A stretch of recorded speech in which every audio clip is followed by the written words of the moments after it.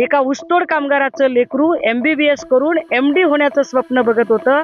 अशा लेकराचा जर व्यवस्थेने बळी घेतला असेल तर लाज व्यवस्थेला वाटली पाहिजे, लाज सरकारला वाटली पाहिजे.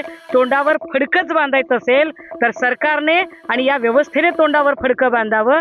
या लेकराच्या आई वडिलांनी ही गोष्ट करायची गरज नाही. याच सोबत राज्याचे कुटुंब प्रमुख तथा शिवसेना उद्धव बाळासाहेब ठाकरे पक्षाचे पक्षप्रमुख सन्मान्य उद्धव साहेब यांनीही फोनद्वारे कुटुंबियांशी संवाद साधला. त्यांनी बऱ्याचशा ज्या लीगलच्या बाबी आहेत, जे कायदेशीर याच्यातले बारकावे आहेत ते समजून घेण्याचा प्रयत्न केला. आणि नुसते कायदेशीर बारकावे नाही तर 2 तारखेपर्यंत आम्ही सरकारला अल्टिमेटम देत आहोत. जर 2 तारखेपर्यंत जर सरकारने हा अल्टिमेटम आमच्या मागण्या पूर्ण केल्या नाही तर 3 तारखेला आम्ही सगळे फलटणला पोलीस स्टेशन समोर बसू. आणि त्या संदर्भात त्यांनी या जिल्ह्यातल्या जिल्हा प्रमुखांना महत्त्वाच्या सूचना दिल्या आणि संपूर्ण कुटुंबाच्या सोबत ताकदीने उभं राहण्याच्या संदर्भात सांगितलं.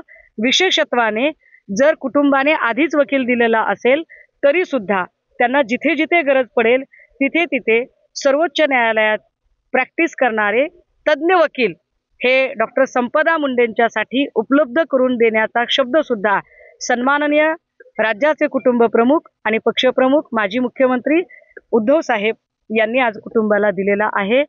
मला सगळ्यात अजून एक महत्त्वाची नोंद याच्यातली करावीशी वाटते ती ही की आत्ता मी कुटुंबाला फार एक गोष्ट सांगण्याचा प्रयत्न केलाय आणि मला वाटतं की राज्यातल्या प्रत्येक आई वडिलांना हा मला संदेश आपल्या सगळ्यांच्या माध्यमातून पोहोचवायचा आहे की एकतर आपलं लेकरू कुठल्या तरी छळाला कंटाळून, खरं तर आत्महत्या हा पर्याय नसतो, आत्महत्या हत्या हे ठरेल, पण एकतर आपल्या लेकराचा जीव गेलाय, तो जीव व्यवस्थेचा बळी आहे, त्यात त्या लेकराची चूक नाही, दोष नाही.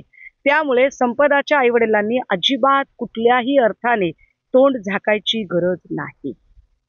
हे लेकरू कर्तृत्ववान लेकरू होतं, हुशार लेकरू होतं.